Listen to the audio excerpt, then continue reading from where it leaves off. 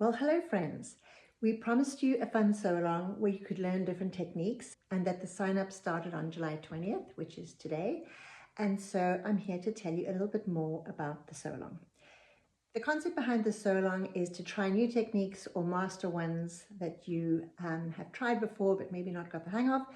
And you get to meet new designers along the way, which is really fun. We have different levels for each technique. So if you're a beginner at one and a pro at the other, you can pick and choose different patterns along the way to customize your project to suit what you want to work on.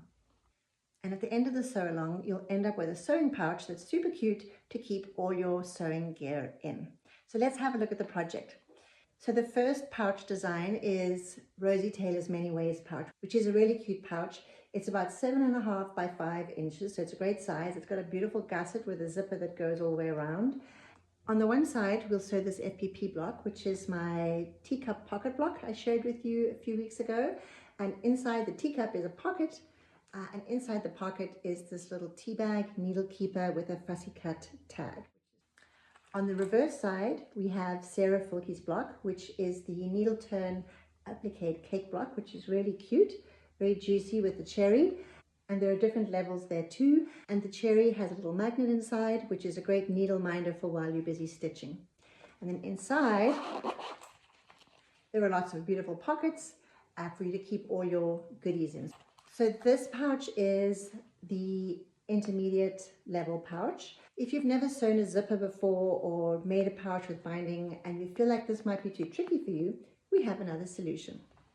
So for those of you that have never made a pouch or never put a zipper in, this may be a better option for you. It's Rosie's Zipster pouch, which is a flat, non-gusseted pouch. So it's easier to do. It has a zipper at the top and a zipper on the side for extra goodies inside, which is really fun. So lots of space for storage still. So just one side has this extra zipper pocket, although you could put it on both, and there's space underneath to fit the cake block or the teacup block. Now the teacup pocket block is not a difficult block. However, if you're a total beginner, you've never done FPP before and you're nervous of the angles, which that one does have angles and you are piecing the fussy cut section at an angle. So if you're worried about that, I have another solution for you. On the back of this, we have a mug block. And this was actually inspired by my friend Taylor, who recently made a teacup block with a gift card in. And I thought it would be actually kind of cool to have a mug that you could use for a gift card. Or in this instance, for a sewing pouch, you could put your needle keeper in there too.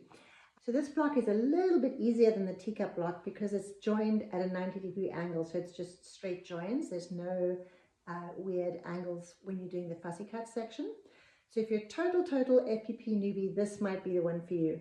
Then it has a little steamy speech bubble at the top. And you could either fussy cut some words in there, or you could rubber stamp a message in there, or in my case, I just did a little embroidery.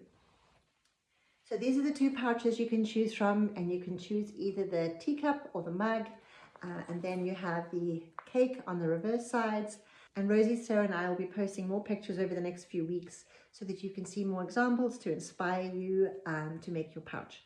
The patterns for this sew along each need to be purchased from each individual designer. So Sarah's cake will be sold via her website.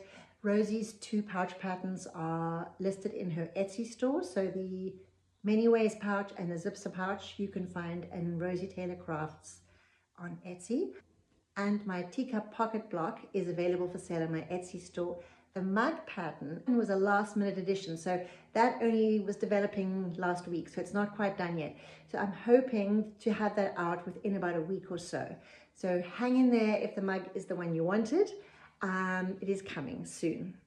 The sew along begins in September and the emails will come out bi-weekly. So the first email will come from Sarah Filke, which will be the needle turn applique.